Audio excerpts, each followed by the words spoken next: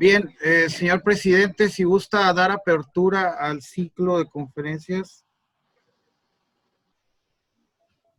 Tiene uso la voz. Iniciamos, licenciado.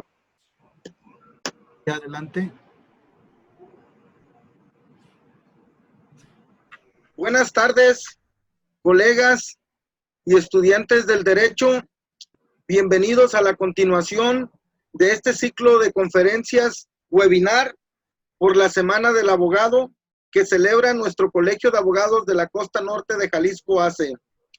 Hoy lunes 6 de julio del presente año es el inicio de conferencias. Y sin más preámbulo, previo a cederle el uso de la voz a nuestra conferencista, la maestra Carla Citlali Guzmán Chávez, con el tema Mecanismos alternativos en materia penal, una propuesta eficaz de acceso a la justicia. El licenciado Fernando Loza Valdés da la indicación de quién leerá la remembranza, por lo que le cedo el uso de la voz. Gracias, señor presidente. ¿Está listo, licenciado Eusebio? Por ahí. ¿Sí me escucha, licenciado? A la orden. Buenas tardes. Bien, buenas tardes, licenciado Eusebio. ¿Tiene el uso de la voz para hacer la semblanza de nuestra ponente del día de hoy, por favor? Muchas gracias. Buenas tardes. La ponente Carla Citlali Guzmán Chávez es abogada egresada de la Universidad de Guadalajara. Cuenta con una maestría en mediación de conflictos con especialidad en Derecho Civil y Mercantil por parte de la Universidad de Barcelona, España. Es doctorada en Derecho por parte del Instituto Internacional del Derecho y del Estado, sede en Guadalajara. Asimismo, en el ámbito académico se ha desempeñado como docente de la asignatura de Métodos Alternos de la Maestría de Derecho en el Centro Universitario del Sur de la Universidad de Guadalajara y se ha presentado en diversas ocasiones como conferencista en cursos, talleres y diplomados con temas relacionados a los métodos alternos de solución de conflictos en distintas universidades públicas y privadas en el estado de Jalisco y el estado de Colima, así como en la Casa de la Cultura Jurídica Ministro Mariano Azuela de la Suprema Corte de Justicia de la Nación. Además, cuenta con distintos cursos, talleres, diplomados en los temas relacionados con los mecanismos alternativos de solución de conflicto y justicia restaurativa, así como certificaciones como prestador de servicio de métodos alternos otorgado por el Instituto de Justicia Alternativa del Estado de Jalisco y facilitador judicial otorgado por el Comité de Certificación de Facilitadores Judiciales en materia penal y de justicia para adolescentes con sede judicial del Estado de Jalisco. En el ámbito profesional, se ha desempeñado como funcionaria dentro de diversas instituciones públicas, entre ellas el Tribunal de Arbitraje y Escalafón y el Tribunal de Justicia Administrativa. Desde enero del año 2012 ha ostentado distintos cargos dentro del Instituto de Justicia Alternativa del Estado de Jalisco, desempeñándose como validador, coordinadora de la sede regional de Zapotlán el Grande y desde enero del 2018 como coordinadora del área penal y de justicia para adolescentes del Instituto de Justicia Alternativa del Estado de Jalisco. Adelante, ponente Carla Citlali Guzmán Chávez. Muchas gracias. Bueno, buenas tardes a todos. Un agradecimiento especial al Colegio de Abogados de la Costa Norte. Un saludo a todos. Ya estoy viendo aquí que hay personas de Vallarta, Guadalajara, Ciudad de México, Medellín, Ciudad Guzmán, de todos lados, ¿no? Bueno, muchas gracias. Trataré de hacer esta plática, yo le llamo una charla más que conferencia, bastante entendible, porque sé que hay personas que a lo mejor no están tan, pues ahora sí que cercanas al concepto de los métodos alternos, ¿sí? Básicamente, los objetivos, lo que vamos a platicar el día de hoy es definir un poco lo que es la justicia restaurativa y los métodos alternos en materia penal, que es donde englobamos este concepto, e identificar y empezar a hablar un poco de la normativa o del marco normativo internacional, nacional, quiénes son los participantes en los procesos restaurativos o en los métodos alternos, y así como un poco de la reparación del daño y cuál es el contexto actual de los métodos alternos en el sistema penal. Para esto, bueno, me gustaría empezar a hablar un poco a nivel teórico, de manera muy general, respecto de qué es la justicia restaurativa y cuáles son los métodos alternos en materia penal, ¿no? Para poder ahora sí que contextualizarnos en ese sentido.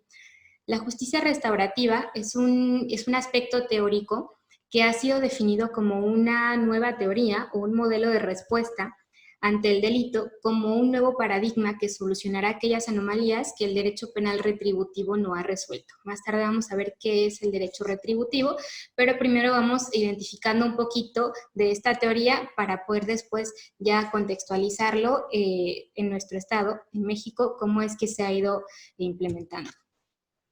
Esta justicia restaurativa es una nueva manera de considerar la justicia penal y este concepto ha sido, pues, de alguna manera difícil de establecer, ya que hay muchos autores, porque se ha trabajado, pues, también desde distintos conceptos en varios países.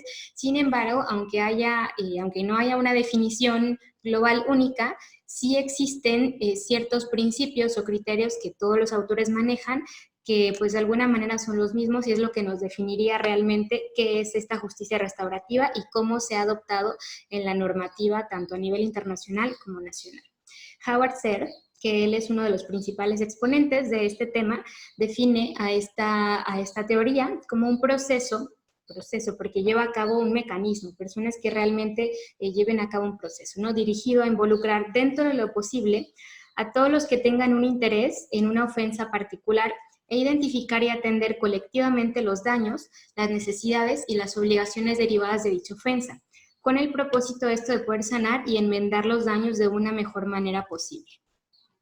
Este modelo de justicia hace hincapié principalmente en la reparación en lugar del castigo y se considera como un camino hacia el reconocimiento de la responsabilidad y la protección de la dignidad de las personas y a su vez reconoce además la contribución que brinda el perdón al bienestar de la víctima y del ofensor. Más tarde platicaremos un poquito de esto.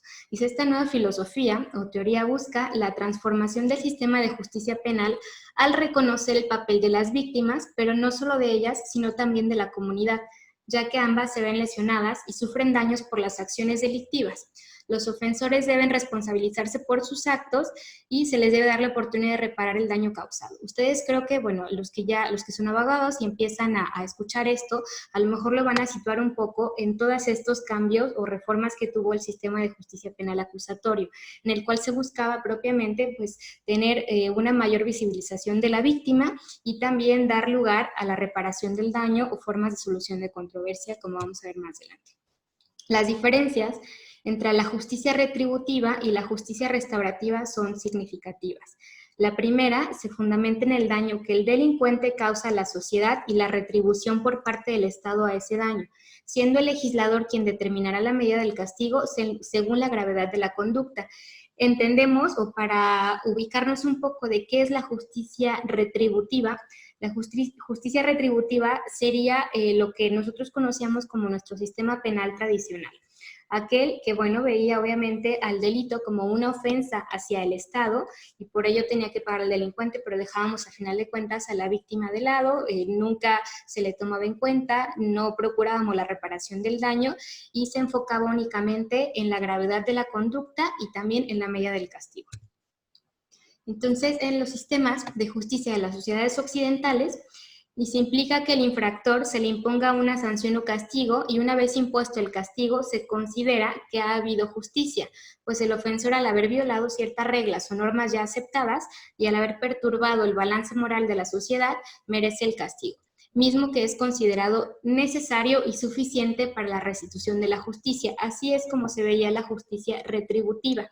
Únicamente generas o realizas cualquier acto delictivo, tú pagas con este castigo y nada más. Sin embargo, ¿dónde queda la víctima, no? A partir de esto es que se empieza a cuestionar a nivel teórico en todo el mundo el sistema de justicia penal. Es decir, cómo es que nada más nos estamos enfocando en el castigo o en el hecho delictivo realizado, pero no estamos atendiendo de manera integral el delito o el conflicto. Eso es lo que se empieza a cuestionar a nivel teórico y por eso es que se inicia con este movimiento teórico que es de la justicia restaurativa, para darle un nuevo enfoque hacia el sistema de justicia penal. Entonces, es importante cuando ellos empiezan a cuestionarse esto a lo largo de diversos congresos, a nivel local, internacional, etcétera, empiezan también a tomar en cuenta pues el tema, por ejemplo, de la pena.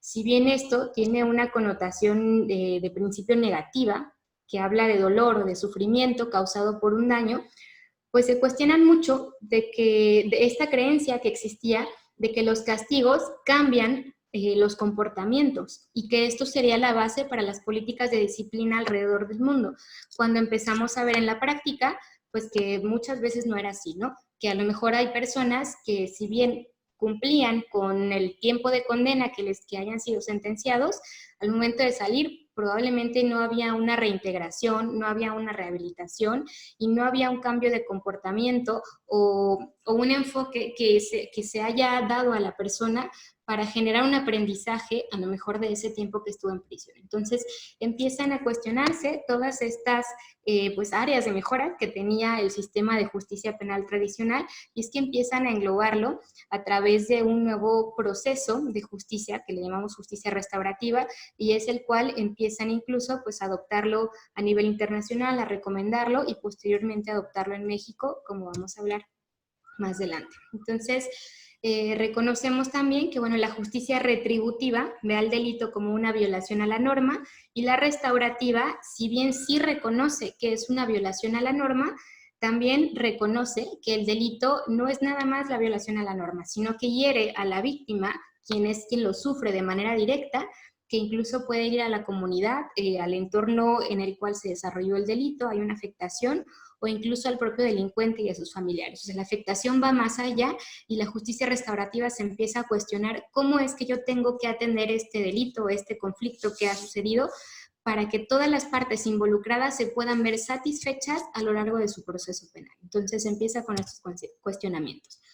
Y a lo largo, pues bueno, de diversos estudios, esto ya tiene muchísimos años, empiezan a haber procesos o programas que resultan idóneos en la atención de este tipo de conflictos del sistema penal. Y hablan de programas que lleven 3 aspectos principales, y le llaman las 3 R's de la justicia restaurativa. El primero es que exista responsabilidad del autor. Eso implica, obviamente, un trabajo propiamente ya con la persona imputada para que puedan generar conciencia a través de diversas prácticas técnicas para que pueda responsabilizarse de los hechos que ha ocasionado sin generar una estigmatización. Eso sería una manera distinta de trabajar. En segundo, forzosamente tiene que haber una restauración o una reparación a la víctima. Para que pueda llevarse a cabo un proceso restaurativo, siempre tiene que haber alguna reparación o restauración, no propiamente económica, ya lo veremos más adelante, seguramente pueda ser lo que ellos mismos vayan, las partes vayan generando como una opción que pueda satisfacer sus propios intereses.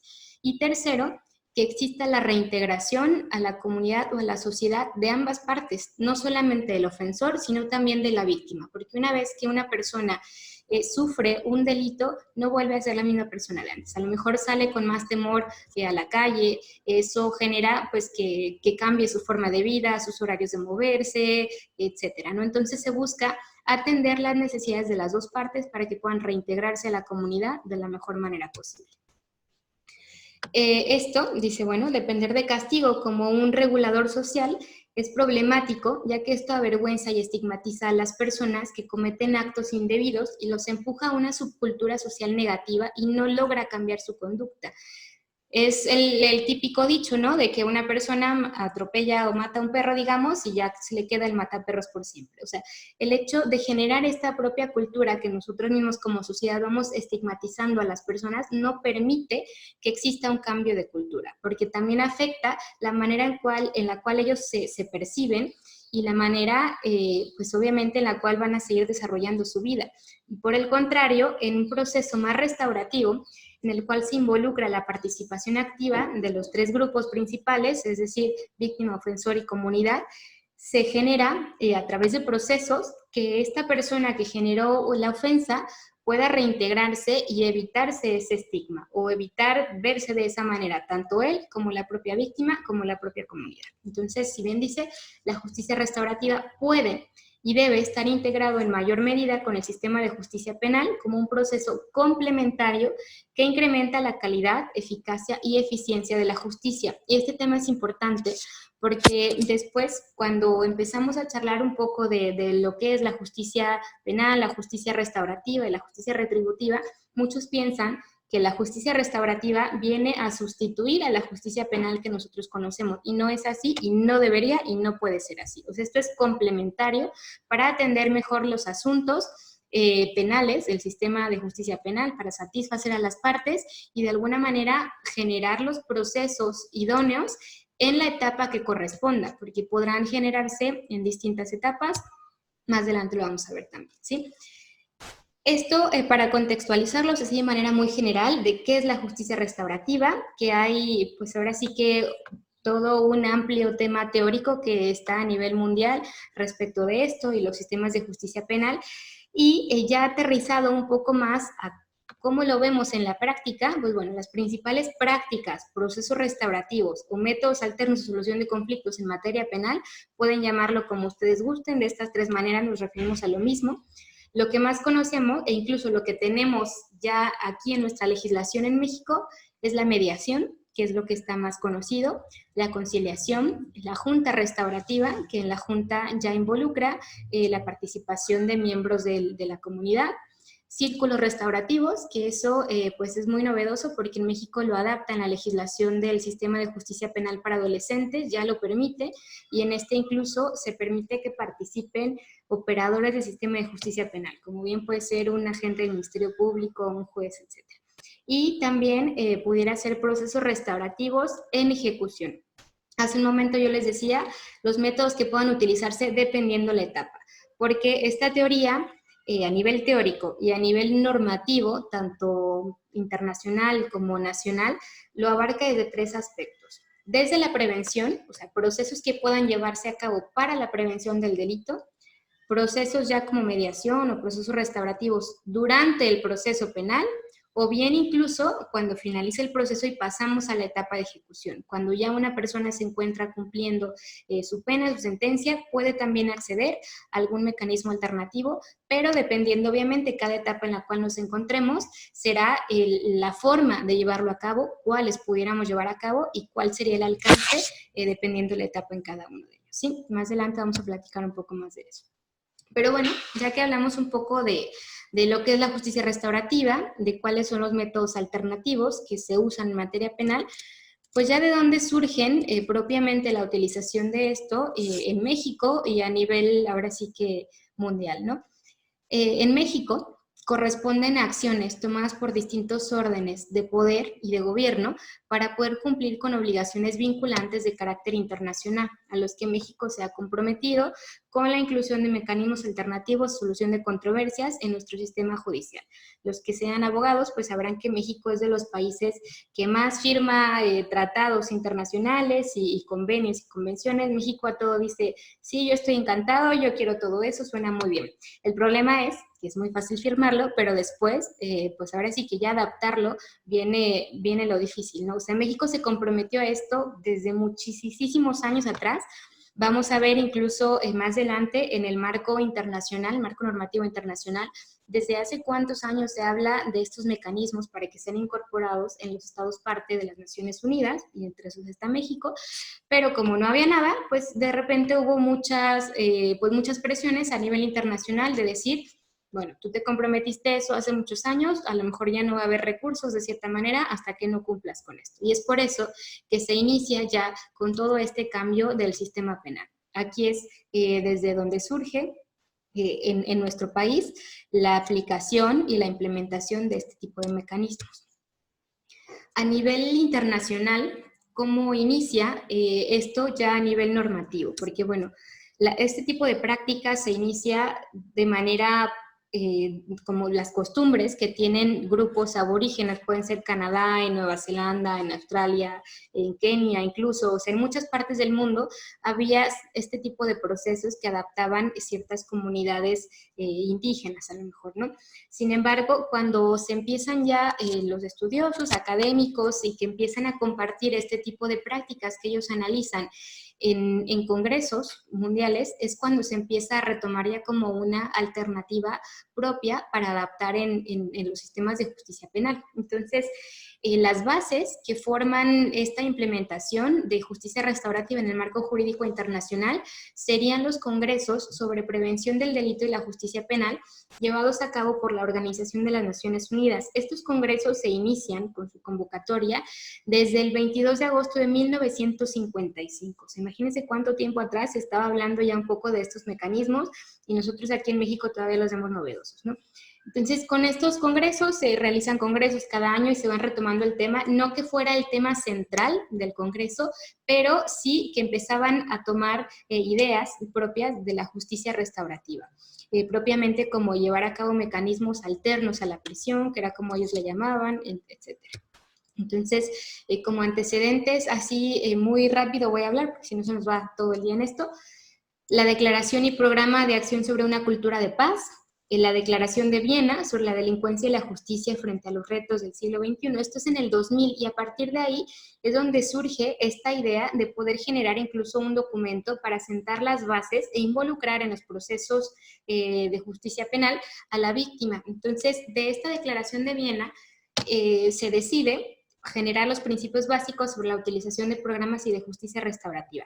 En ese momento no sabían cómo le iban a poner, pero bueno, dijeron, vamos a generar un documento para tomar este tipo de procesos de los cuales ya hemos estado escuchando y damos un plazo de 2 años. Es por eso que en el 2002 el Consejo Económico y Social de las Naciones Unidas, pues bueno, emite este documento que no es vinculante, pero bueno, es de alguna manera orientativo y le denominan así, principios básicos sobre la utilización de programas de justicia restaurativa en materia penal. En este documento lo que hacen es establecer todas las bases y decirle el cómo, cuándo, por qué y etcétera a cada estado parte de cómo implementar los procesos de justicia restaurativa en sus legislaciones, tanto a nivel estructural, institucional, económico, como ya de operación, etcétera. Se les dan el A, B y C de cómo llevarlo a cabo, se los entregan como una recomendación para que empiecen a procurarlo desde el 2002. Después, bueno, se retoma también estos temas en algunos otros congresos ya propiamente establecidos en declaraciones, reglas y directrices, como es la Declaración de Costa Rica sobre la justicia restaurativa en América Latina en el 2005, en la cual ya empiezan a analizar cómo es que se están llevando a cabo estos procesos o cómo deberían llevarse a cabo. Las reglas de Beijing, que ya habla de justicia de menores, las directrices RIAD, que también habla de prevención de la delincuencia juvenil, que en estos temas la ONU siempre fue muy enfática en decir que de manera prioritaria, siempre que resultara procedente, se generaran o se llevaran a cabo procesos restaurativos o de justicia alternativa en los asuntos de adolescentes o de menores que estuvieran ya en delincuencia juvenil, ¿no? ¿Por qué? Porque ellos, pues al estar en esa etapa tan crítica de su desarrollo, era muy perjudicial someterlos a un proceso de justicia penal similar al de los adultos. Entonces, aquí es donde empiezan con estos temas de cómo diferenciar ambos sistemas, adultos penal, adolescentes penal, y llevar a cabo procesos restaurativos en ambos sistemas, dependiendo de la etapa en la cual se encuentren. También encontramos, bueno, las directrices de acción sobre el niño en el sistema de justicia penal, las reglas mínimas de las Naciones Unidas, o las no privativas de libertad, o las reglas Tokio, la Declaración de Bangkok, entre otras, ¿no? O sea, realmente hay bastante que a nivel internacional se empezó a hablar de esto, a recomendarse, a exhortar a los estados parte, en los cuales congresos participaba también México. México en un principio hablaba de los programas o procesos que llevan a cabo los indígenas en el país y de respetar también la forma en la cual ellos solucionan sus conflictos, ¿no? Sin embargo, pues lo dejaba ahí nada más como yo respeto estas intervenciones, pero no tomaba mucho en cuenta cómo adaptar esto a nuestra legislación. Y me gustaría también, bueno, cerrar en el tema internacional con el 11º Congreso, en el cual se entiende a la justicia restaurativa en 2 dimensiones, es decir, como alternativa a los procesos de enjuiciamiento a la justicia penal, que es lo que tenemos y conocemos ahora, que es, en vez de irme a la justicia penal, de agotar todo el proceso penal, me voy a un mecanismo alternativo y soluciono mi conflicto, no habría ningún delito que perseguir, se finaliza. Ese es el primer concepto en el cual se entiende. Y el segundo, también entenderlo como complemento de los procesos más formales, entendidos procesos más formales como los procesos de justicia penal de cada estado parte. Es decir, no todos los conflictos penales se van a solucionar por un método alterno. Esto es prioritario cuando se pueda llevar a cabo y además es complemento del sistema de justicia penal. No viene a sustituir al sistema de justicia penal. Eso es importante. Y más, ¿por qué también entenderlo como complemento? Yo les mencionaba que se pueden llevar a cabo procesos restaurativos en la etapa de ejecución, es decir, algún delito, pensemos que no proceda un mecanismo alterno durante su procedimiento penal, pero al momento de que sea sentenciado, pues haya necesidades que satisfacer de la víctima porque no puede superar esa parte del delito, porque aún sigue en el duelo, porque a lo mejor el sentenciado sí tiene o sí genera una conciencia y reflexión de su responsabilidad y quiere hacer algo para mejorar la situación, puede llevarse a cabo un proceso restaurativo en etapa de ejecución. No varía su sentencia, probablemente pudiera tenerse como el pago de la reparación del daño, pero la sentencia no va a variar. Por eso es que se considera como un complemento y que además es algo que viene a traer algo positivo a los involucrados del delito, de la comisión del delito, como le es propiamente al sentenciado y a la víctima en este caso, ¿no? Y bueno, es importante también decir que dentro de los principios de justicia restaurativa, del manual que emite la ONU, de todas estas directrices, siempre habla de que se lleve a cabo estos mecanismos alternativos si es en el proceso respetando las limitaciones que señale la legislación de cada estado parte. ¿Por qué digo esto? De repente, el ejemplo, aquí en México señalamos que hay cierto tipo de delitos que pueden llevarse o que pueden solucionarse por un método alterno, pero hay otros que no, a lo mejor un robo con violencia. Y si alguien, algún abogado, quisiera utilizar esto como una estrategia, pues se va a ir a pelear que está toda esta parte internacional en la cual pues están procurando la utilización de los métodos alternos, que eso pues es un derecho humano, etcétera. Sí, es un derecho humano siempre y cuando se respete la legislación en los casos que proceda durante el proceso penal. Es decir, si yo me quiero evitar una sentencia, pues siempre y cuando sea de los delitos que la legislación prevé que sí se puede.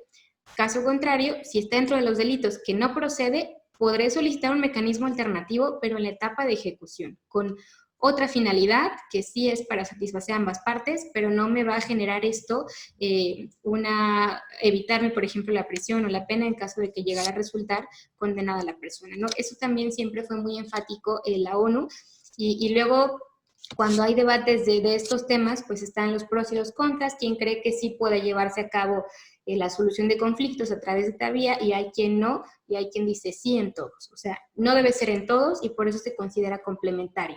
En los que sí se puede llevarse a cabo, en los que no, entender que no se puede, que para eso está el sistema de justicia penal, para atender también la violación a la norma, y para los que estén en ejecución, que a lo mejor no pueden hacerlo de principio, atenderlo de una manera global, integral, pero distinta.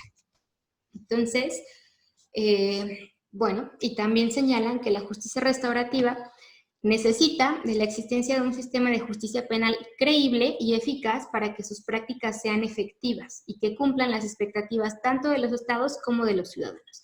En esta parte de creíble y eficaz, pues viene propiamente a eso, ¿no? A que se cumpla con los requisitos de procedencia que señale cada estado parte, que se generen las instituciones para llevarlos a cabo con todos, pues ahora sí que la capacitación que requiere, con la atención que se requiere, que no sea nada más como lo típico que de repente escuchábamos en las conciliaciones, ¿no? De se sientan y bueno, ¿hay acuerdo? ¿No hay acuerdo? Ah, se van. O sea, que sí se lleve a cabo de una manera estructurada y profesional. Entonces, bueno, también nos dice, cuando sea apropiado los estados, esto se incorpora en una de los congresos, dice, cuando los estados puedan incorporar procesos restaurativos en sus sistemas de justicia penal existentes, constituyendo un complemento de las medidas tradicionales de la justicia penal, pero nunca un sistema de justicia paralelo. Siempre tener en cuenta eso. Viene a complementar. Y esta parte también se me hizo importante mencionarles porque sale de un informe del 2011 de la Comisión Interamericana de Derechos Humanos, en la cual la Comisión hace la mención de que pues exhorta a los estados parte a ampliar el uso de medios alternativos de solución de controversias para enfrentar los conflictos que surgen de posibles infracciones a la ley penal cometidas por niños, niños y adolescentes. En este caso, hablando de justicia para adolescentes, ¿no? O sea, si vemos a nivel internacional, sí, desde hace muchos años hay mucha información al respecto y pues ahora sí que de manera reiterada el invitar a los estados partes a utilizar estos mecanismos y a no dejarse nada más por el sistema de justicia penal, que lo que genera es un colapso también en nuestro sistema. Y en el marco, pasando hacia el marco jurídico nacional, pues bueno, ya veremos cómo es que México lo va adoptando. Ya vimos desde 1955 hasta el 2005, es la primera vez que en México se habla de estos temas. En 2005 es con la reforma al artículo 18 constitucional, en la cual habla de la creación del sistema de justicia integral para adolescentes, y en este artículo señalan también que se establece la aplicación del sistema, las formas alternativas de solución de conflictos, siempre que resulte procedente. Desde el 2005, ya también son bastantes años.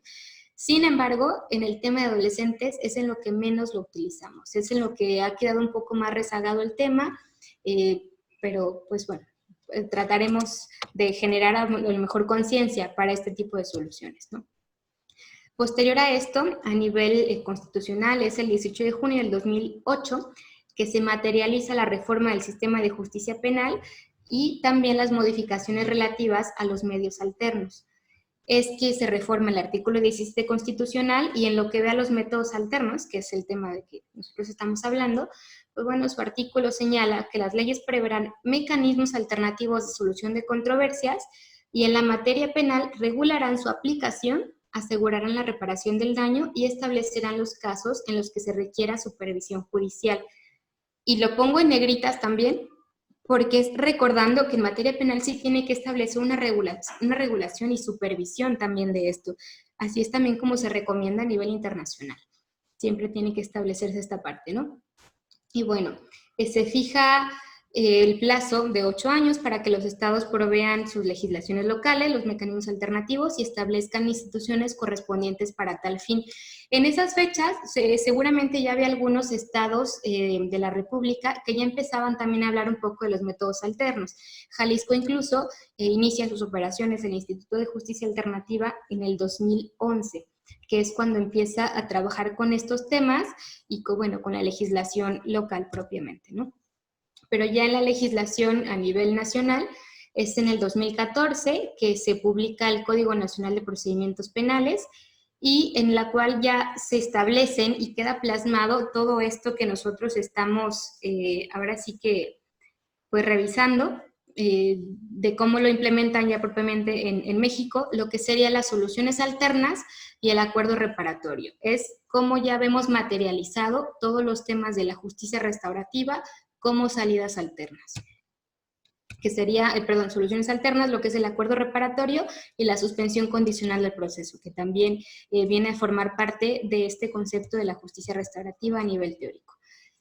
En el 2014 también es cuando ya se expide la Ley Nacional de Mecanismos Alternativos de Solución de Controversias en materia penal, que es la legislación que a nosotros como facilitadores nos regula y establece los principios, bases y requisitos para llevar a cabo estos mecanismos, cuáles son las finalidades y también establece la obligación de certificar a los facilitadores para que puedan llevar a cabo este tipo de procesos.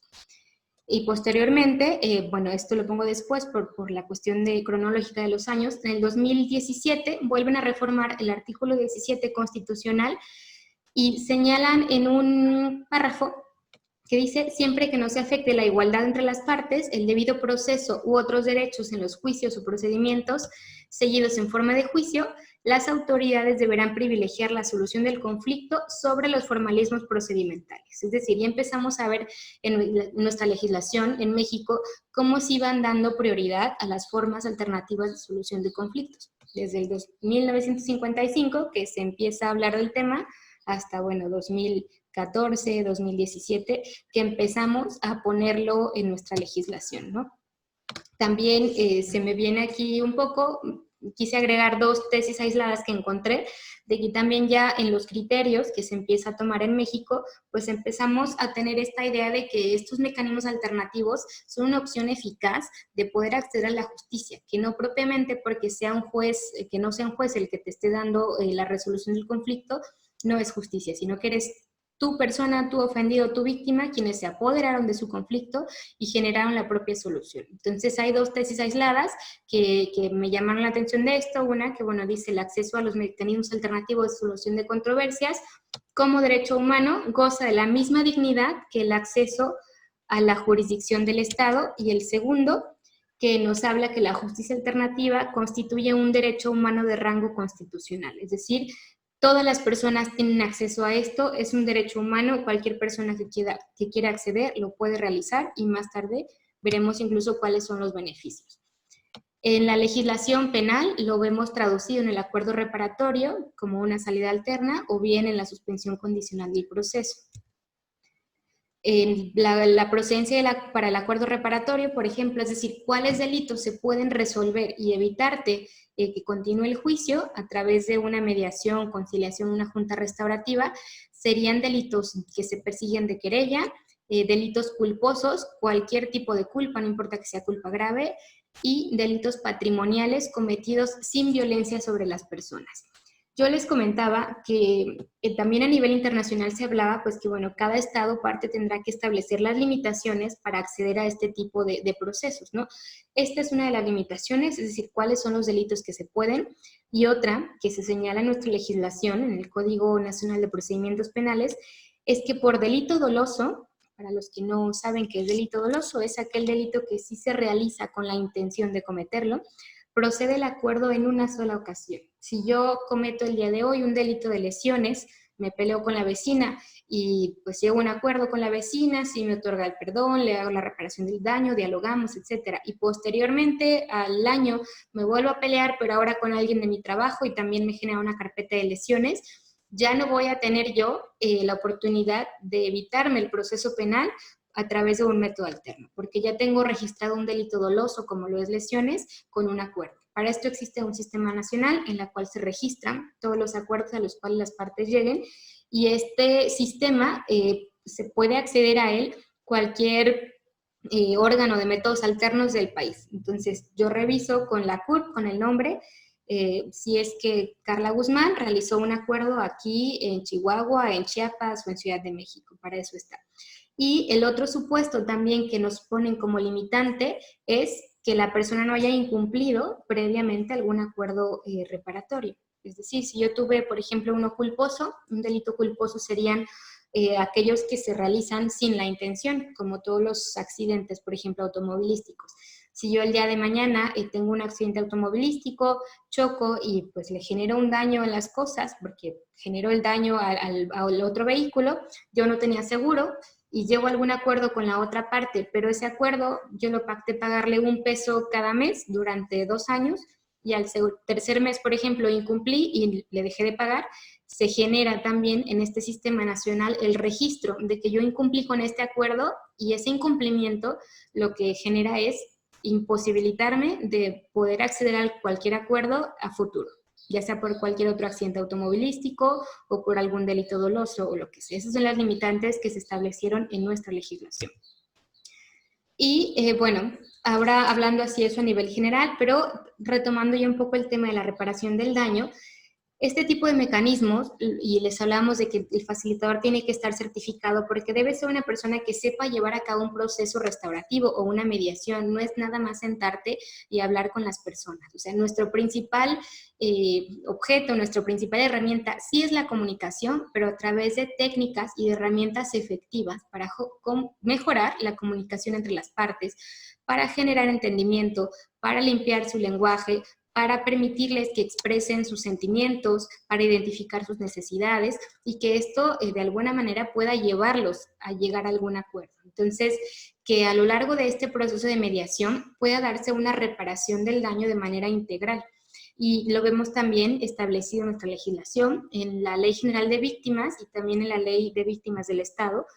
Señalan que las víctimas tienen derecho a optar por la solución de su conflicto conforme a las reglas de justicia alternativa y tendrán derecho a ser reparadas de manera oportuna, plena, diferenciada, transformadora e integral. Y señala el artículo, si mal no recuerdo, es el 27 de la Ley General de Víctimas, que es una reparación integral. O sea, no es nada más pagarte la indemnización, o sea, conlleva varios aspectos, que es lo que tendría incluso que dialogarse en el proceso de justicia restaurativa o en el proceso de mediación, para que esta sí sea una opción, o sea, que la mediación sea una opción en la cual la víctima pueda obtener lo que necesita y de manera rápida, ¿no? No pasarnos un proceso que te dure 3, 4 años para obtener lo mismo o menos, sino que en este tiempo puedan escucharse, puedan entenderse y puedan encontrar una manera de poder satisfacer las necesidades y cubrir también la reparación del daño. Y la reparación del daño, que les decía en la legislación, vienen estos aspectos, es decir, tiene que hablarse de la restitución, de devolverle a la víctima la situación en la cual estaba anteriormente a la comisión del delito. Tiene que hablarse de rehabilitación, de facilitar a la víctima el hacer frente a los efectos sufridos por la causa del hecho punible. Tiene que hablar de compensación, que puede ser de forma apropiada y proporcional a la gravedad del hecho punible cometido, teniendo en cuenta las circunstancias obviamente de cada caso.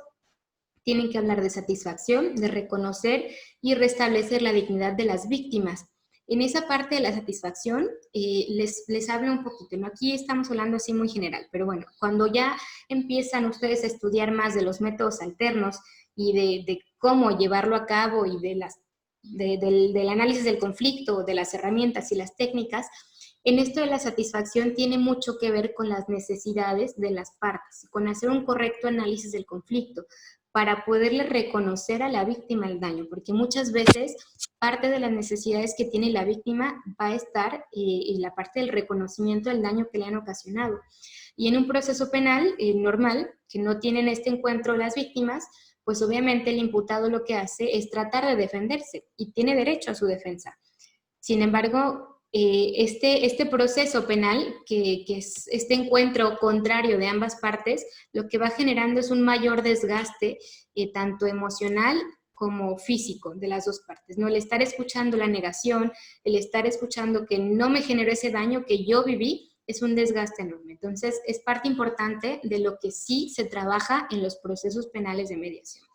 Y por último, también se habla de medidas de no repetición, es decir, que el hecho punible o la violación de derechos sufrida por la víctima no vuelva a ocurrir y cuáles serían aquellas situaciones o aquellos casos, circunstancias que ellos consideran idóneos para evitar la repetición.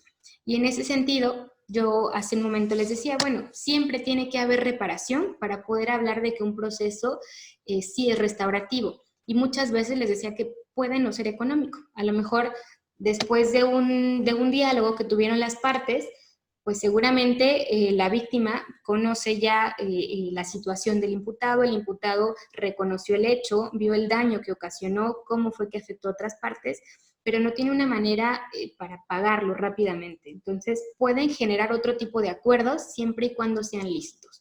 Les doy un ejemplo, nosotros hemos llevado a cabo procesos en los cuales la reparación del daño es que el imputado realice 400, 500, 600 horas de servicio a la comunidad. Y con eso la víctima dice, bueno, yo con eso me voy por pagar, porque veo que va a ser un esfuerzo para tratar de enmendar el daño que él ha hecho, que a lo mejor no me va a regresar económicamente lo que perdí, pero al final de cuentas pierdo más si sigo el proceso, ya lo escuché, ya me escuchó, ya me pide disculpas y de esta manera creo que puede resarcir el daño y podemos finalizarlo. Entonces, el facilitador en su caso tendría que darle seguimiento a este acuerdo para verificar que sí cumpla con las obligaciones que ellos hayan pactado de tiempo, de plazo, de lugar, etcétera, ¿sí? Y eso parte como también de la reparación integral. Entonces, pasamos ya un poco a ver, bueno, cómo es que estos métodos alternos, que ya los analizamos a nivel teórico, a nivel normativo, internacional y nacional, forman a ser o vienen a ser una propuesta eficaz de acceso a la justicia. Aquí vendría, en principio, pues obviamente el respeto a la voluntad de los intervinientes, que en todo proceso se respeta su voluntad de inicio a fin. Esto es voluntario. Si no quieren participar, no participan. Si quieren participar, participan y ellos deciden los acuerdos a los cuales se llegan.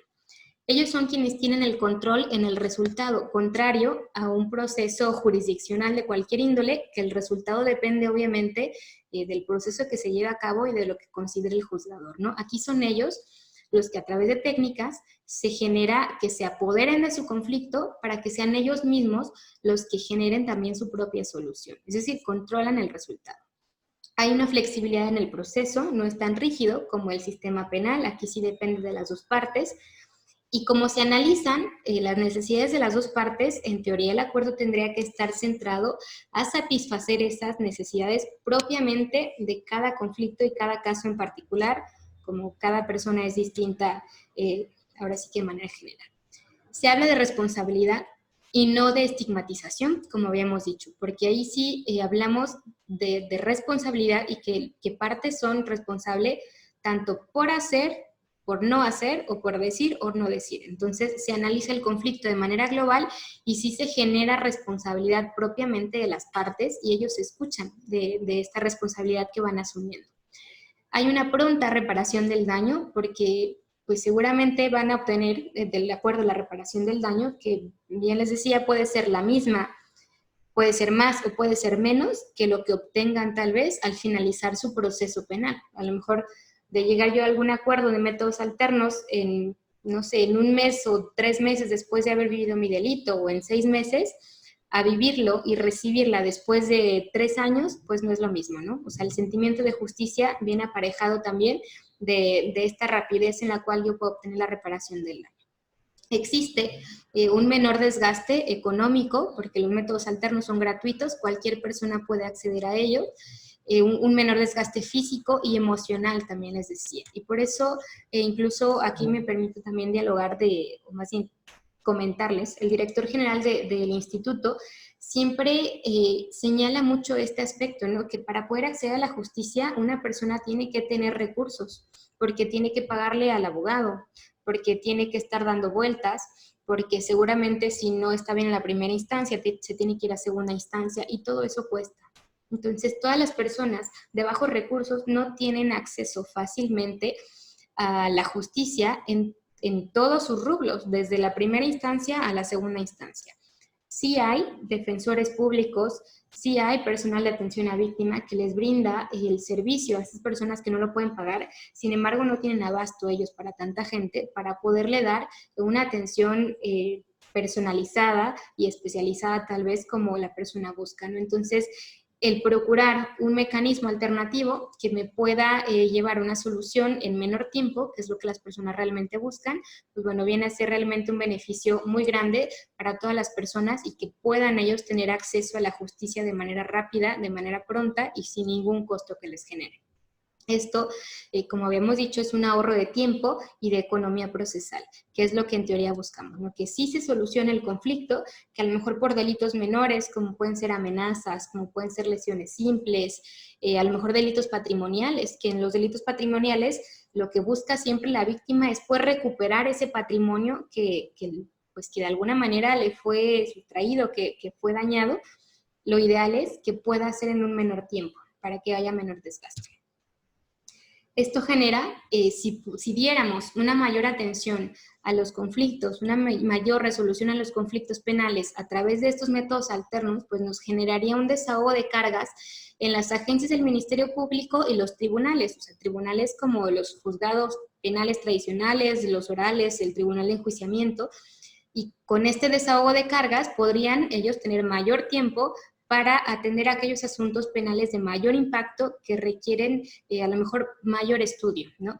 Y que pues de esta manera evitemos también el colapso que existe en todos los sistemas de justicia penal, porque hubo un cambio del sistema de justicia penal tradicional al oral y ya estamos también cayendo en un colapso, e incluso, pues bueno, no quiero saber cómo se va a poner con este tema de la pandemia, que por cuestión de salud de todos se están suspendiendo términos, que se están aplazando ciertas cosas que únicamente están atendiendo aspectos urgentes, va a generar un cuello de botella. Entonces, lo que tenemos que buscar es propiciar la solución de manera rápida para poder satisfacer a las partes en un menor tiempo sin saturar y sin generar este colapso en las instituciones judiciales. Y obviamente esto genera un menor costo al Estado. El hecho de que existan menos asuntos que se tengan que judicializar por tanto tiempo nos va a generar un menor costo para la impartición o procuración de justicia. Me voy rápido porque ya veo que ya casi llega el tiempo. En esta parte de los costos y de la atención, me permití tomar unos datos de hallazgos 2018 de México Evalúa, que es esta asociación, esta institución que se dedica a revisar el avance del sistema de justicia penal y también del INEGI. Entonces, de aquí, y retomando el tema económico, pues en México Evalúa observé lo que le puede costar, o lo que le cuesta el Poder Judicial Federal a México, porque habla de recursos asignados a instituciones federales en 2018 y nos habla de 71.366.389 pesos. Bueno, no creo que es más. Pero entonces, imagínense todo lo que podría el Estado ahorrarse si pudieran desahogar todo el acceso a la justicia, o todo no el acceso, sino desahogar los tribunales que están llenos a lo mejor de asuntos que sí pudieran resolverse a través de un método alterno. En esta segunda parte es del Censo Nacional de Procuración de Justicia Estatal 2019, y en este INEGI nos informa que durante el 2018 se reportaron 1.908.224 delitos de adultos y 27.428 delitos en adolescentes, de los cuales en su mayoría fueron robo, lesiones, violencia intrafamiliar, daño a la propiedad, daño a las cosas y amenazas. De estos, en su gran mayoría, pudieran ser susceptibles de resolverse a través de un método alterno, que sería un número muy elevado de quitarle a los juzgados, a los tribunales, para que puedan enfocarse a algunos de mayor impacto y que requieren a lo mejor mayor estudio, ¿no? De ahí, eso simplemente de las denuncias. Pasamos de esas denuncias, se abrieron 257.154 expedientes en los órganos de métodos alternos de las fiscalías. Esto estamos hablando de las fiscalías. Es una diferencia abismal. Es muy distinto también a lo mejor de las denuncias que se presentan, que no pueden encontrar al imputado, por ejemplo, pero yo creo que aún así, haciendo una revisión, pudiera ser bastante elevado el número de asuntos que pudieran derivarse y tramitarse a través de los órganos de métodos alternos. Esto, hablamos del órgano de métodos alternos de Fiscalía. Del Poder Judicial, en 2018 se reportaron 189.626 delitos, ya de carpetas judicializadas, no, es decir, de los millones que teníamos, 189.000 se judicializaron en 2018. Y de esos, únicamente 13.915 delitos en materia penal fueron remitidos o trabajados a través del órgano de métodos alternos del Poder Judicial. Porque hay que recordar que métodos alternos en materia penal lo puede trabajar tanto la Fiscalía como el Poder Judicial. Ambos tienen sus órganos. La diferencia es la etapa en la cual ellos hacen la intervención. Fiscalía tiene el mayor número de asuntos, y lo vemos también la diferencia de asuntos que ellos atienden, porque ellos tienen todo lo que es la etapa inicial. Ya de los asuntos que son judicializados o vinculados a proceso, es que se pueden trabajar a través del órgano del Poder Judicial. Sin embargo, 13.915 por todo el país es muy poco. Y tomando en cuenta que los mayores delitos que se presentan sí pueden llevarse o resolverse a través de un método alterno. Entonces, en la justicia alternativa, en sede judicial, se hace el análisis. Esta diapositiva es de México Evalúa, que a nivel de Poder Judicial, sede judicial, el 4.2% en promedio de todo lo que se recibe es remitido al órgano de métodos alternos. Y de este 4.2% de asuntos, solamente el 30.5% es de los cuales se llegan a un acuerdo. Y en el ámbito de la Fiscalía, es el 6.1% lo que se remite. Es decir, ya hemos tenido muchas recomendaciones a nivel internacional, ya lo adoptamos en México en nuestras legislaciones, ya hay pronunciamientos de la Corte Interamericana, ya hay pronunciamientos de la Suprema Corte de Justicia. Sin embargo, la realidad, o ya de facto, pues tenemos que son muy pocos los asuntos que se están trabajando a través de estos métodos alternos, ¿no? ¿Cuáles serían las áreas de oportunidad? ¿Por qué es que no lo hemos trabajado? Hay varios estudios, y esto es algo incluso que se comparte en muchos países, no solamente en México, que al inicio de estos mecanismos alternativos, lo difícil para que puedan acceder a ellos es la falta de información que tienen propiamente los ciudadanos para acceder a estos mecanismos. Y esto obviamente limita el acceso a esta práctica. La sensibilización de los sujetos del sistema, y le puse sujetos y no solo operadores, porque sujetos somos todos. De aquí depende que los jueces conozcan de este tipo de mecanismos, de cómo se trabajan y de cuáles son los beneficios para que puedan hacer las remisiones.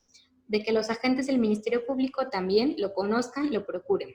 De que el abogado defensor también lo procure para que trate de llegar a alguna solución de una manera más pronta que recurrir a todo el sistema y a todo el proceso penal para obtener a lo mejor lo mismo o algo peor, ¿no?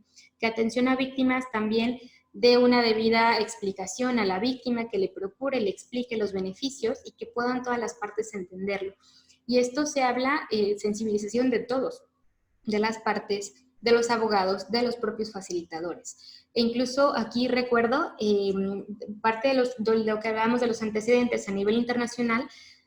Alrededor de los años 80 incluso queda como un acuerdo de los estados partes que van a empezar a socializar todos los temas de mecanismos alternativos para generar una aceptación en la sociedad de ellos. Entonces, desde el 80 a la fecha, pues realmente yo no he visto mucho, ¿no? Al menos simplemente ya con estos cambios del sistema de justicia penal, pero creo que aún nos falta, como sensibilizarnos y poder decir y realmente esta es una alternativa para poder solucionar el conflicto de manera rápida.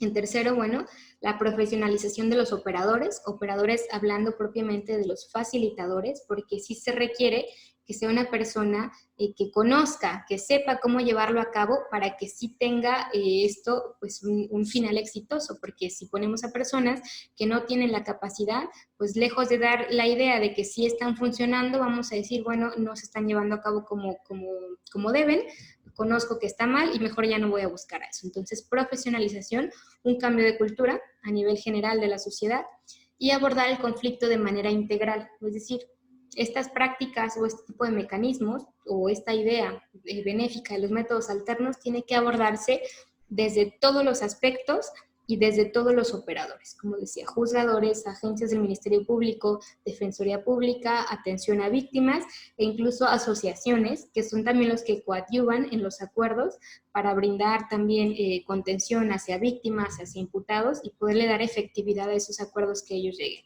Ejemplo también, si parte de los acuerdos es que el imputado a lo mejor trabaje el tema de sus adicciones, puede ser el apoyo y el involucrar a la sociedad, alguna asociación que le pueda brindar apoyo a esta persona para trabajar la adicción a ciertas sustancias de droga, etcétera, ¿no? Por eso es que tenemos que abordarlo de manera integral. Y bueno, esto lo que genera es desaprender, y lo pongo entre comillas porque eso lo vi en un artículo teórico que no recuerdo ahorita de quién fue, que sí decía que tenemos que desaprender la necesidad de litigio como respuesta al conflicto para poder abordarlo y poder buscar estas formas alternativas de solución de conflicto que a final de cuentas van a ser benéficas por rapidez y porque además van a haber una satisfacción a ambas partes en conseguir sus objetivos y sus necesidades. Cierro con esto para no alargarme mucho. Y bueno, con una frase también que dice, no podemos resolver los problemas pensando de la misma manera que cuando los creamos, que esto es lo que nosotros tenemos que generar en nosotros operadores y en las partes propiamente del conflicto. Muchas gracias. Cualquier duda, ahora sí ya paso, le dejo el uso de la voz al licenciado Fernando, y cualquier duda yo quedo a sus órdenes, también si no lo podemos contestar el día de hoy, vía correo electrónico. ¿Estás por ahí, Fer? Sí. Maestra Carla, magistral ponencia. Creo que todo fue muy sencillo, muy entendible. Espero que compartan la opinión de un servidor. realmente creo que sí nos falta mucho de capacitarnos a todos los abogados en estos temas. Es fundamental que nos cambiemos ese chip, esa ideología de todo el querer resolverlo a través del litigio. Cada vez hay más, digamos, hay más apertura en el sentido de que hay más difusión de la cultura de métodos alternos, y pues te quiero agradecer, ¿no? A título personal, y en su momento ya le cederemos el uso de la voz al señor presidente para que se haga el agradecimiento por parte del colegio. Pasamos a una breve ronda de preguntas. Voy a dar la indicación, nada más si les pediría que fuera en orden. La ponente, en atención también a su tiempo, va a poder resolver algunas dudas que tengan los participantes. Sin embargo, será el orden o la mecánica será que levanten su mano de forma virtual para que podamos cederles el uso de la voz. Y sí, también les pediría de manera muy atenta que las dudas fueran encaminadas al tema de la ponencia a tratar. Sí, que evitáramos tener dudas de asuntos particulares o problemas personales.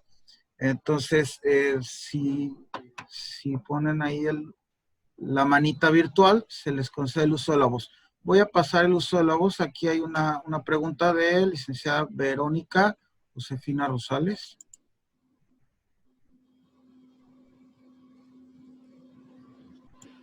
¿La escuchamos, licenciada Verónica? A ver, Creo que hay que habilitarle el micrófono. le estoy reactivando su audio, pero parece que no lo activa. Le estoy mandando la solicitud para reactivar audio. Si alguien tiene alguna pregunta, puede poner la manita virtual para poder concederle el uso de la voz. Vi algunas, comentarios, nada más que como yo no estuve leyendo el chat, me perdí, pero si algo no se puede contestar de ahí, me envían un correo y con mucho gusto les contesto. Cintia, creo que Cintia nos comenta que quiere preguntar. A ver, le solicito reactive el micrófono para que... Ahí está. Hola, buenas tardes. Hola. Primero que nada, muchas felicidades, maestra, todo muy claro. Y segundo, usted hablaba en este caso en proceso de ejecución, cabe la posibilidad de los procesos de justicia restaurativa. Si se desprende de estos procesos de justicia restaurativa y se llevan a cabo acuerdos, ¿esos también se registran como actualmente se registran los acuerdos reparatorios en la etapa del proceso penal?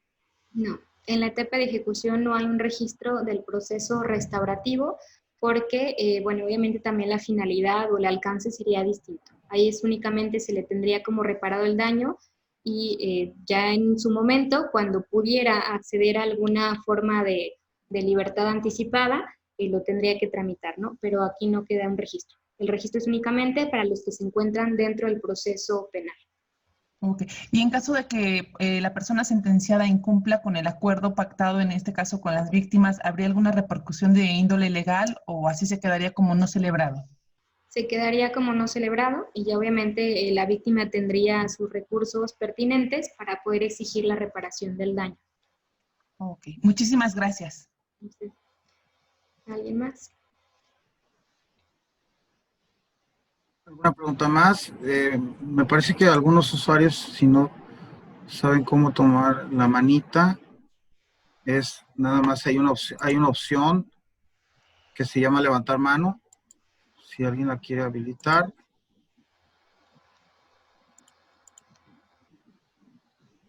Si no, igual como la compañera lo hizo, levantando la mano con su cámara encendida, también podemos pasar el uso de la voz.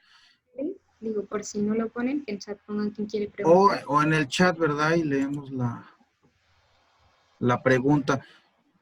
Bueno, maestra Carla, yo tengo una duda, quizá a lo mejor ahí no me queda claro.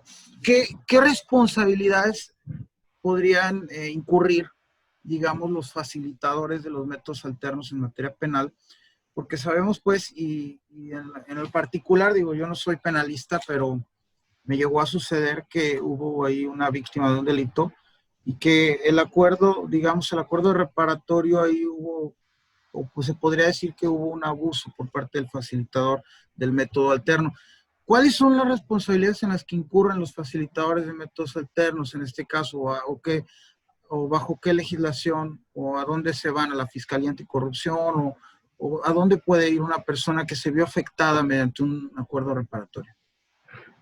Digo, lo manejaría en varios aspectos, ¿no? Primero, si ya celebran el acuerdo, por ejemplo, que sea celebrado en el órgano de la Fiscalía, tienen las partes o incluso los abogados 5 días, si mal no recuerdo, después de que celebraron el acuerdo para solicitar la intervención de un juez de control a través de esta audiencia que le llaman tutela de derechos, en la cual van con el juez y al juez le van a decir, ¿sabes qué, juez? Yo no estoy de acuerdo porque a lo mejor el método alterno que celebré y que ya aprobó el agente del Ministerio Público no es equitativo, o a lo mejor fui coaccionado para llegar a él, etcétera. Y ante el juez ya tendrían esa posibilidad de bien tenerlo por no celebrado o de realizar las modificaciones que las partes consideren convenientes en caso de que sí quieran aún llegar a algún acuerdo. Es decir, si quiero, va a llover aquí, si quiero, pero a lo mejor no de esta manera, ahí lo pueden hacer, el juez que atiende el caso los escucha, lo resuelve y lo remite en este caso o lo informa al órgano de métodos alternos que lo realizó. De los asuntos que son llevados a cabo en el órgano de métodos alternos del Poder Judicial, pues es propiamente la aprobación con el juez, porque se lleva a cabo el acuerdo y el que aprueba es el juez. Entonces ahí en la audiencia es donde ustedes tendrían también que hacer sus manifestaciones de por qué sí o por qué no están de acuerdo en ese sentido. Y en la otra, en el aspecto ya propiamente del facilitador, pues sería obviamente irte a este órgano de control interno que debe tener ya cada institución para que se inicien con las gestiones y con las investigaciones que consideren, y ya en su caso el órgano de control interno pudiera dar vista, si lo considera, a la Fiscalía Anticorrupción, o tú también, pero al final de cuentas tienen como esas opciones, ¿no? Muy bien. ¿Alguien más? ¿Alguien más, señor presidente? Solo a la voz. Gracias, licenciado. Pues muchas gracias, maestra Carla Citlali Guzmán Chávez. Primeramente, mi reconocimiento y agradecimiento por esta conferencia magistral. La verdad que los métodos alternos, como bien refiere, pues son las alternativas que nos brinda en materia penal para encontrar una solución. Y aprovecho también para comentarle, me he comparecido varias ocasiones en la Fiscalía aquí de Puerto Vallarta, y las facilitadoras, la licenciada Julia Nieves, si nomás no recuerdo su nombre, Lourdes, muy buenas abogadas y muy profesionistas en cuanto a su labor de conciliar a las partes.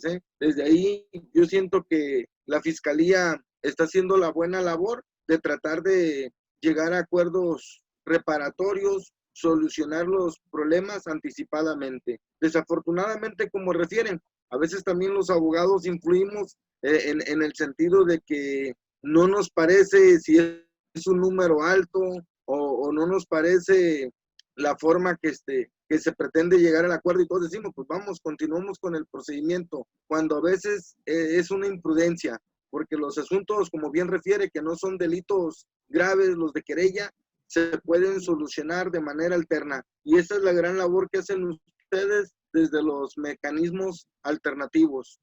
Más que nada, mi comentario va en ese sentido. Maestra Carla Citlali Guzmán, agradecerle su ponencia y si algo quiere agregar, adelante. Creo que ahí se le apagó el audio. Solicito. Ahí está. Bueno, agradecerles a ustedes la invitación y la oportunidad de esto, de poder socializar un poco más los métodos alternos, de darlo a conocer.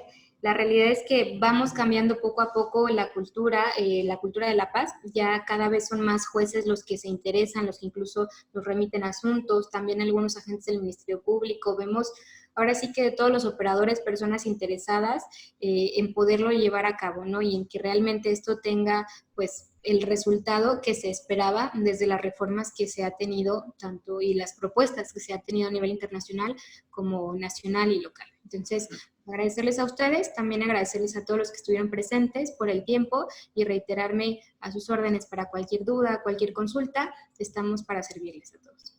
Muchas gracias. Muchas gracias. Señor presidente, creo que hay dos personas que levantaron la mano. ¿Tenemos todavía tiempo o pasamos al...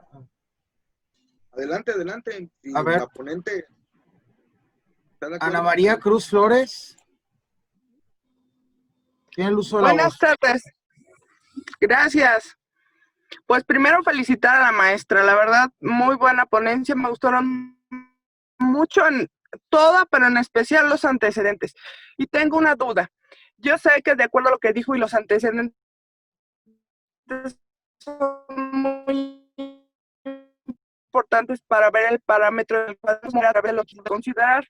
Y considerando ahorita el control difuso, y en base al principio pro persona, si hubiera la posibilidad de que un ofensor pudiera solicitar participar en un mecanismo que la ley no tiene contemplado y que fuera procedente. Quiero su opinión. Para los asuntos, y tendríamos que analizarlo desde dos aspectos, ¿no? Yo les hablé la procedencia de los acuerdos reparatorios.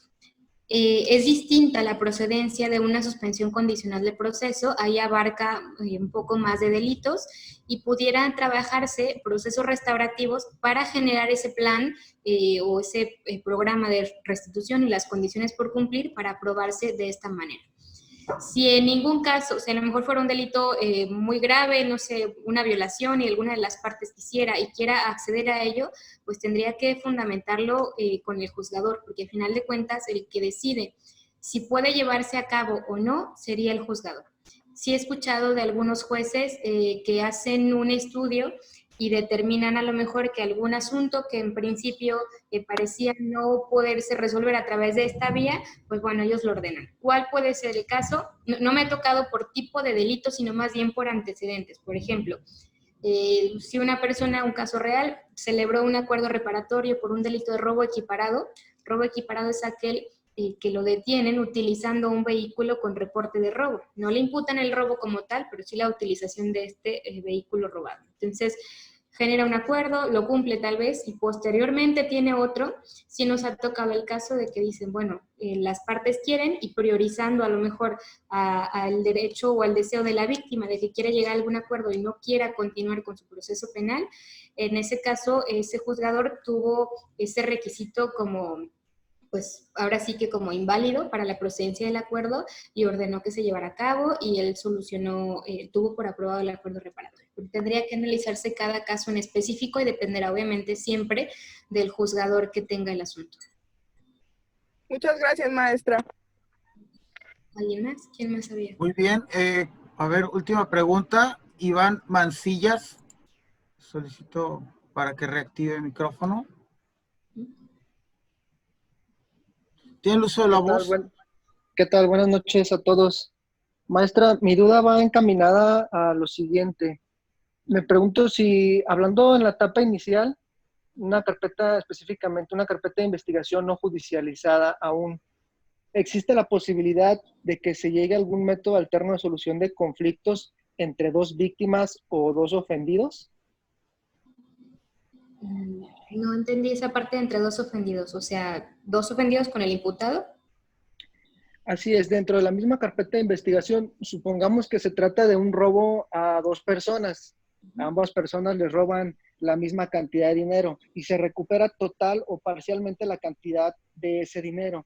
Entonces, mi pregunta va encaminada a eso. En una carpeta de investigación en la que existen dos ofendidos o dos víctimas del delito, ¿se puede llegar a algún acuerdo entre ellos dos?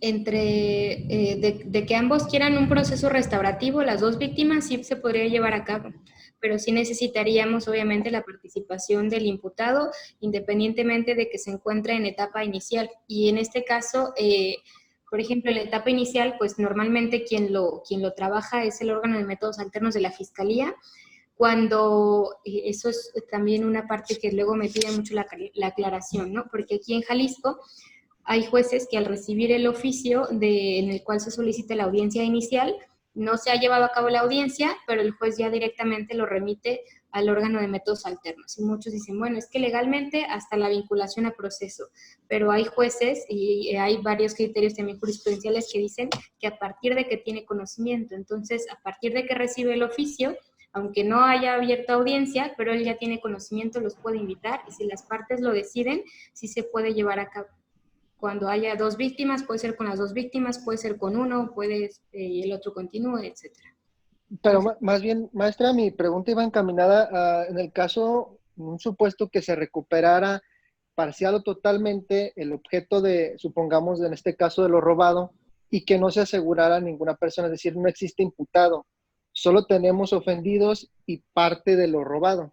Entonces, mi pregunta era encaminada a eso, si se podía llegar a algún acuerdo entre esas partes para determinar a quién le vas a devolver lo recuperado. Pues más bien sería como aplicar un criterio de oportunidad, porque para un método alterno sí sería obligatorio que estuviera el imputado, porque al final de cuentas el que se ve beneficiado directamente o en mayor medida es el imputado, y requerimos los datos certeros del imputado para el registro nacional, ¿no? O sea, a lo mejor sería, no sé, pues aplicar algún criterio de oportunidad para que puedan ustedes cerrar la carpeta y en ese caso, pues regresarle el monto o lo recuperado, o que las partes víctimas puedan obtener eso. Me imagino que pudiera ser algo así. Pero como método alterno, no. Gracias, maestra. Pues bien, señor presidente, le cedo el uso de la voz. Bien.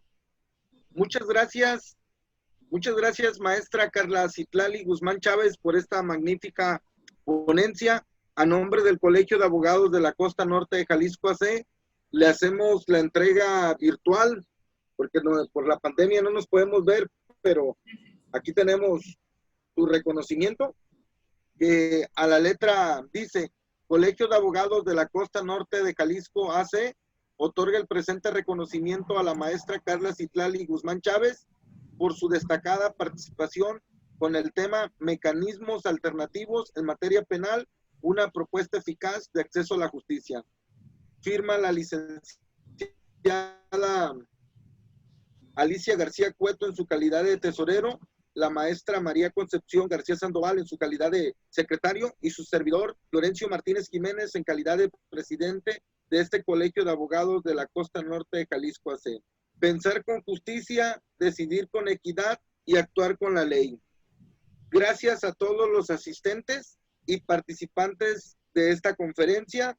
Mañana continuamos con el siguiente conferencia virtual, siendo las